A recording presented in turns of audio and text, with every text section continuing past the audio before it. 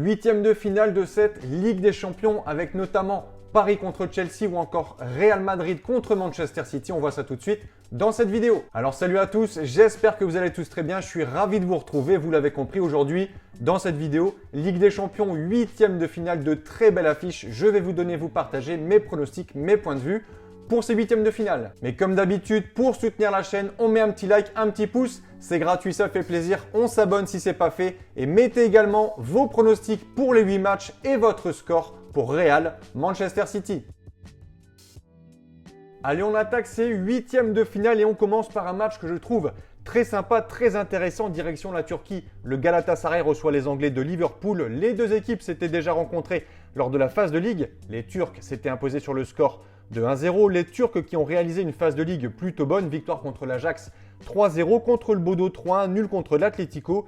Et lors des barrages, ils ont éliminé les Italiens de la Juventus de Turin 7-5 sur les deux matchs.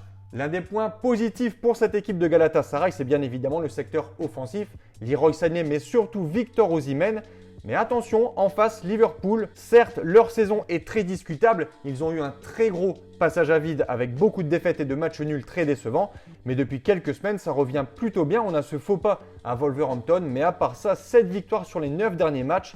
Et pour les phases de Ligue, 3e place au général, 20 buts marqués avec des succès 6-0 contre Karabakh, 3-0 à Marseille, 1-0 à l'Inter de Milan. En Ligue des Champions, les Reds montrent clairement qu'ils sont là, qu'ils sont une très grosse équipe.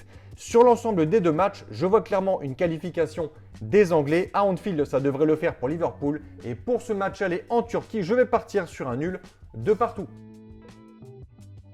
Second match, l'Atalanta contre le Bayern de Munich, pour moi, affiche plutôt déséquilibrée. Les Bavarois sont, je pense, l'un des principaux favoris au titre. Cette année, c'est vraiment très solide. Ça atomise tous les adversaires, que ce soit en Bundesliga ou en Ligue des Champions. Leurs statistiques sont énormes en championnat. En 25 journées, on a 92 buts marqués. Ça fait presque 4 buts par match. 11 points d'avance également sur Dortmund. En Coupe d'Europe, ils ont pris la seconde place derrière Arsenal. Alors ici, contre l'Atalanta, les Italiens qui sont dans une saison un peu, on peut dire, de transition avec quelques départs très importants. Je pense forcément à Lookman, changement d'entraîneur également, une 15e place lors des phases de Ligue, un barrage compliqué contre Dortmund où ils ont quand même réussi à se qualifier. Mais selon moi, ici, la marche sera beaucoup trop haute. Les Allemands, on ne va pas se mentir, c'est largement supérieur. Mon point de vue, succès de Munich, 3-1. On enchaîne avec l'Atlético de Madrid qui reçoit les Anglais de Tottenham. Match très intéressant car les Espagnols sont favoris. Les Spurs en Première Ligue et de façon globale cette saison, c'est catastrophique. Actuellement, ils sont 16e en championnat, 46 buts encaissés. Ils restent sur 5 défaites de suite. Mais ce qu'on peut constater, c'est que exactement comme l'an passé en championnat, c'est horrible, mais en Coupe d'Europe, c'est solide. Pour rappel, ils ont remporté la saison passée la Ligue Europa contre Manchester United. Et cette année, en Ligue des Champions, c'est plutôt bon. Ils ont fini 4e, qualifiés directement sans passer par les barrages. Donc l'Atlético doit se méfier, surtout qu'à domicile, niveau défensif, ça reste assez fragile. Et franchement, je pense que Tottenham peut aller faire un coup là-bas, je vais dire 2-1. Quatrième match de ce mardi, encore un club anglais, Newcastle reçoit Barcelone. Alors Barcelone est favori, ça c'est sûr. À domicile sur le match retour, on le sait, les Espagnols à la maison sont très compliqués à battre. Mais sur ce match aller à St James Park, les Magpies le montrent en Ligue des Champions. Ils reçoivent très bien, succès contre Karabakh, succès contre le PSV, contre Bilbao.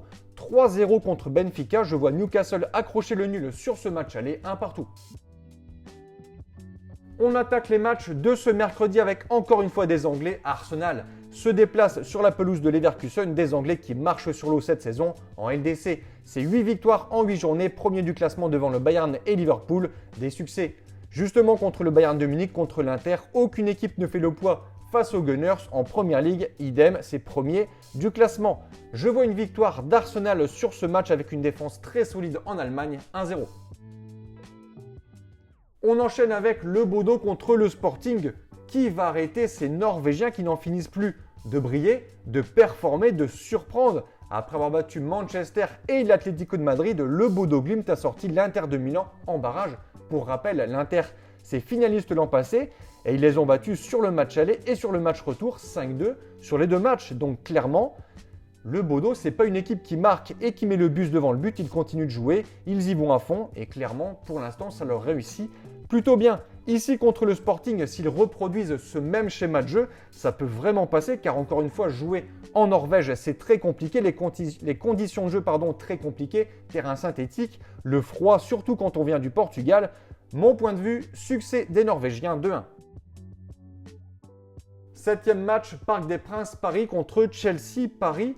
Tenant du titre après une saison incroyable, mais on ne va pas se mentir, cette année c'est beaucoup plus compliqué. Les joueurs ont l'air amorphes, à court de solutions. Alors attention, ils sont toujours premiers en Ligue 1, mais c'est pas un grand PSG. Encore une défaite ce week-end contre Monaco 3-1. Un milieu de terrain beaucoup moins efficace qu'auparavant. Joao Neves, Vitinha, pas terrible. Devant Doué en manque de confiance. Dembélé toujours blessé. Derrière la défense assez fragile. Que dire dans les buts? Chevalier, Safonov, on ne sait pas trop. Bon, attention aux Parisiens. Je pense qu'ils ont plutôt de la chance de tomber sur Chelsea. Une équipe qui ne fait pas une saison incroyable non plus, mais qui, sur les confrontations contre Paris, a souvent posé beaucoup de problèmes aux Parisiens. Je pense qu'un nul est plutôt cohérent sur ce match aller, je vais dire un partout. On conclut par le choc de ces huitièmes de finale, le Real Madrid contre Manchester City, deux formations qui se retrouvent quasiment tous les ans en face à face.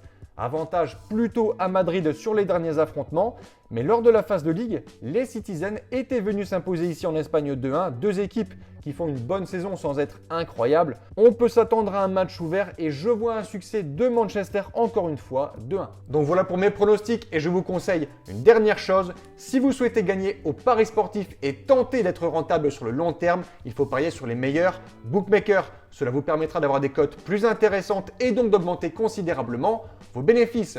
Pour ma part, j'utilise le bookmaker PS3838 via le broker Asian Connect.